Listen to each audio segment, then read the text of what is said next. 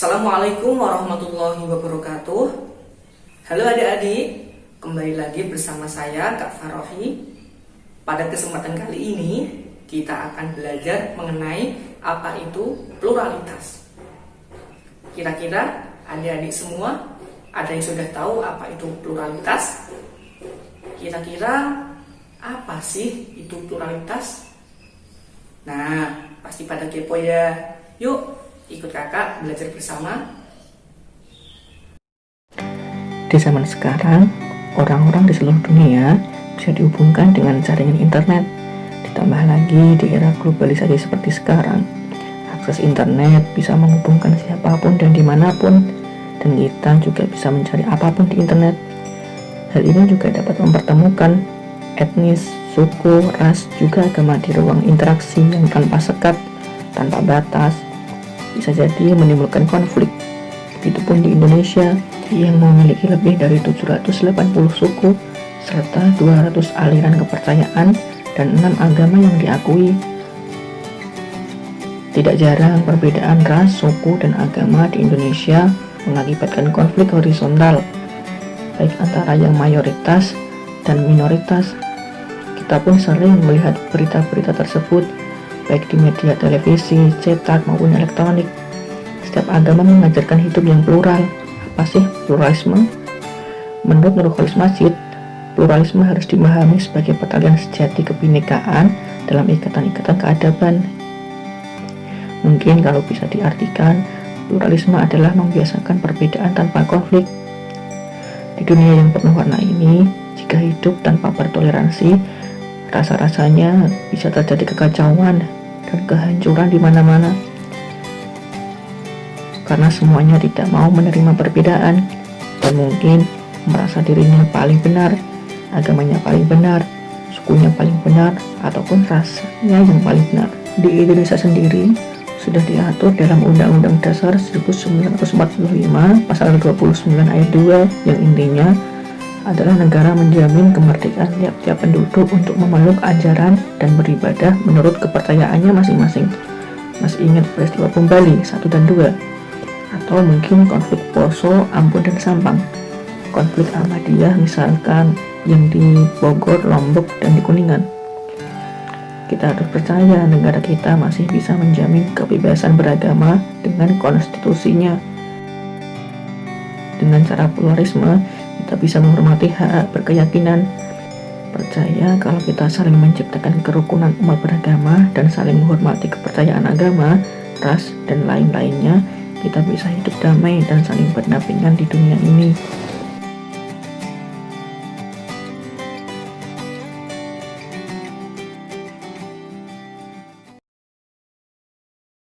Tadi sudah kakak jelaskan sedikit ya mengenai apa itu pluralitas.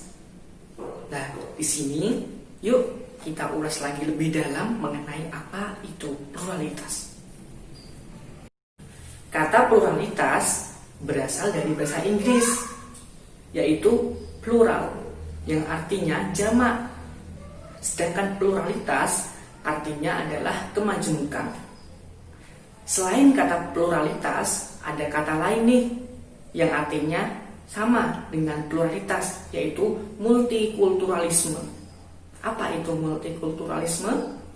Multikulturalisme berasal dari dua kata. Yang pertama yaitu kata multi, yang kedua yaitu kata kultur.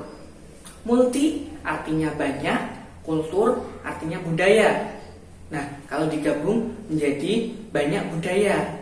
Nah, seperti di Indonesia adik-adik, banyak budaya, banyak agama, dan banyak suku bangsa. Nah adik-adik, ada beberapa unsur nih penyusun dari pluralitas di Indonesia. Yang pertama yaitu ada agama, ada suku bangsa, dan yang terakhir ada kondisi geografis. Yang pertama yaitu agama. Nah mungkin adik-adik ada yang sudah tahu nih, ada berapa sih agama di Indonesia? Nah, yuk kita belajar bersama. Agama di Indonesia ada 6 yang diakui oleh pemerintah negara Indonesia. Yang pertama yaitu ada agama Islam.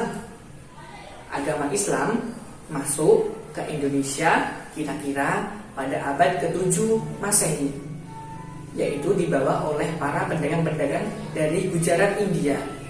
Mereka masuk ke Indonesia melalui jalur dagang, jalur perkawinan, dan juga jalur-jalur yang lainnya. Nah, yang kedua yaitu ada agama Kristen.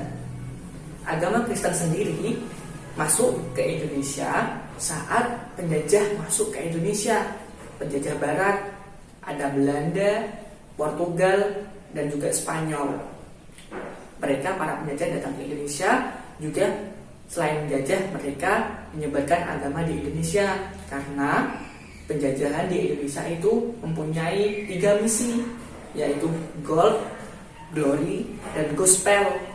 Gold yaitu untuk kekayaan, glory yaitu untuk kemenangan, dan gospel yaitu untuk menyebarkan agama. Nah, agama yang ketiga yaitu agama Katolik. Nah, untuk agama Katolik ini hampir sama dengan agamanya Kristen. Masuknya hampir bersamaan dengan penjajah masuk ke Indonesia. Agama yang keempat yaitu agama Hindu. Agama Hindu sudah lebih jauh lama lagi sebelum ada agama Islam, Kristen, dan Katolik di Indonesia. Nah, yang kelima yaitu agama Buddha. Pada zaman dahulu, Indonesia terdapat kerajaan Sriwijaya. Pasti adik-adik sudah pada tahu ya, apa sih itu kerajaan Sriwijaya? Nah, pada saat kerajaan Sriwijaya zaman dahulu itu menjadi pusat penyebaran agama Buddha di Asia Tenggara. Makanya banyak orang-orang dari penjuru dunia yang mencari atau belajar agama Buddha dari kerajaan Sriwijaya. Agama yang keenam yaitu agama Konghucu. Pada zaman dahulu, Konghucu itu belum dinamakan agama, tetapi aliran kepercayaan. Jadi untuk saat ini, Konghucu sudah disahkan pemerintah negara Indonesia menjadi agama. Nah, jadi total agama yang ada di Indonesia itu ada 6. Agama Islam, agama Kristen, agama Katolik, Hindu, Buddha, dan Konghucu. Nah, adik-adik, yang selanjutnya kita akan membahas tentang suku bangsa. Tahukah adik-adik bahwa suku bangsa di Indonesia berjumlah lebih dari 780 suku, terbentang dari Sabang sampai Merauke. Nah, maka adik-adik harus bangga ya menjadi warga negara Indonesia. Di setiap suku yang ada di Indonesia memiliki ciri khas masing-masing. Nah, mungkin adik-adik di rumah ada yang dari suku Betawi, suku Dayak, suku Jawa, dan suku-suku lain yang ada di Indonesia. Mereka mempunyai ciri khas masing-masing dengan kepercayaannya masing-masing. Masing-masing suku memiliki nilai ajaran yang mulia. Nah, maka masing-masing suku yang ada di Indonesia dengan suku yang lain jangan saling bertengkar dan jangan saling melecehkan, tetapi hidup berdampingan dengan damai, aman, dan sentosa. Nah, maka dari itu diri kita harus bangga suku bangsa diri kita masing-masing, tetapi juga tidak melecehkan atau memecah belah dengan suku yang lainnya.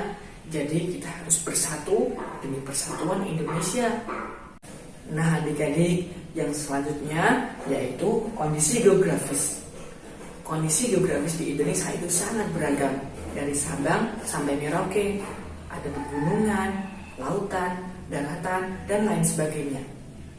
Nah, dari masing-masing perbedaan kondisi geografis di Indonesia akan melahirkan sebuah pekerjaan yang berbeda-beda. Contoh, di laut ada bapak nelayan yang sedang mencari ikan.